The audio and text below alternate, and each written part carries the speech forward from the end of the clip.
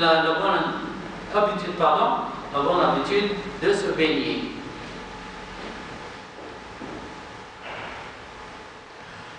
Nombreux parmi eux commencèrent à fréquenter les bains publics, les Européens. Lorsqu'ils fréquentaient les musulmans, ils commençaient à fréquenter les bains publics déployés dans la Syrie, l'Égypte, jusqu'aux moines et aux nonnes qui s'abstiennent dans les églises, à les monastères, d'où la protestation de leur présentateur nommé Jacques Douftry sur le fait que les nonnes sortaient de leur monastère, ce qui était inconciliable avec des enseignements de leur religion. Dans leur religion, il ne faut pas se laver. Dans la chrétienté à l'époque, la chrétienté ancienne, il ne faut pas se laver. Il faut s'approcher de Dieu avec la saleté. Plus on est sale, plus on est aimé par Allah. Plus on est laid, plus on est aimé par Allah. Plus ça pue, plus c'est bien. Et ce moine se proteste contre les nonnes et les moines qui allaient au bain. Il dit, mais ce n'est pas possible. Des gens religieux, ils vont au bain, ce n'est pas possible.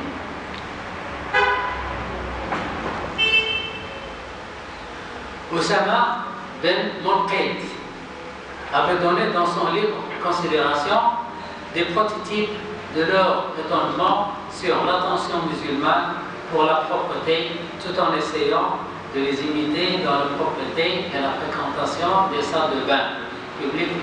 Oussama Ben Monqaid a écrit comment les Européens sont devenus ils commençaient à imiter les musulmans, à aller au bain, à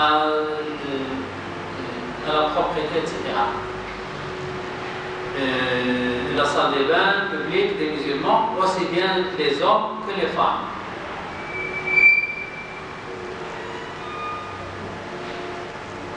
On a vu la langue, le costume, la propreté. Maintenant, la science, l'histoire la plus authentique que nous rapportait que Abbas Ben Firnas est un homme de science. Vous n'avez jamais entendu son nom? Abbas Ben Firnas.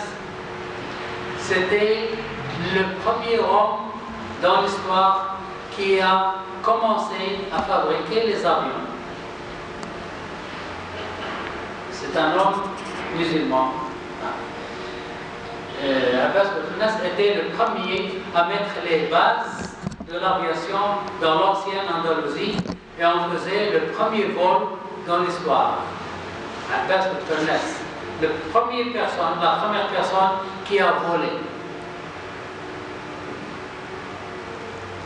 dans l'histoire de l'humanité. Ces recherches sont exploitées par la suite et ont permis à l'aviation de faire les premiers pas dans le chemin de la réussite. Alors, Abbas Ben Firnas, il vivait entre 810 et 887. Notre frère, pas léger, notre frère. Il était un banqueur et son nom c'est Abu Qasim Abbas Ben Firnas Ben Mirdas Takouri. Également connu sous le nom de Abbas Ben Firnas, c'est un inventeur, médecin, chimiste, ingénieur, musicien et poète, d'origine berbère, marocaine. La date de naissance est 810, à Ronda, en Espagne, et il est mort en 887 à Cordoue, toujours en Espagne. Voilà le visage de Abbas Ben Firnas, et voilà le premier vol. Il a fait des ailes. Il a fait des ailes et il l'a volé.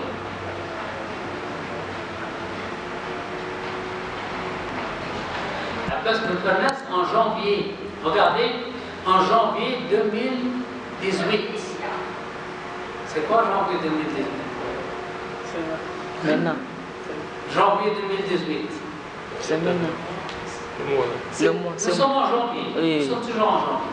Il y a une semaine, cette semaine, l'information, je l'ai entendue hier. On l'a dit à la télé, l'information. En janvier 2018, l'Espagne a inauguré un pont à Cordoue. Le pont a deux ailes. Il y a un pont et les extrémités du pont, il y a une aile ici, une aile ici.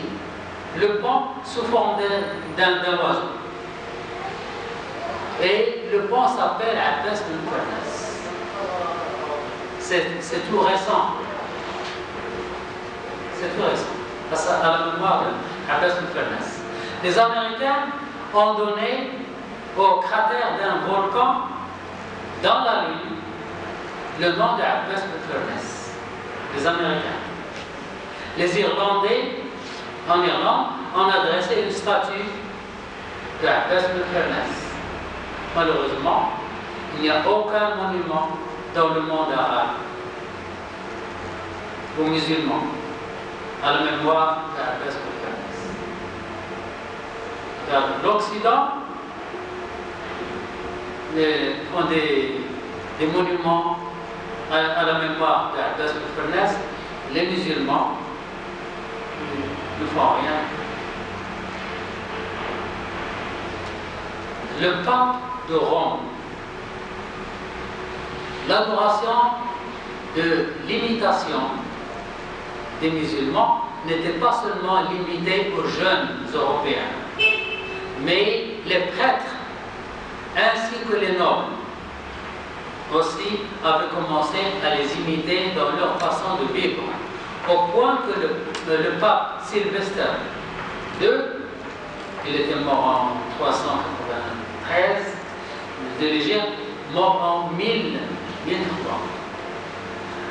nommé Gerbert Aurillac, qui était promu pape en 999 de notre ère, avait étudié à Cordoue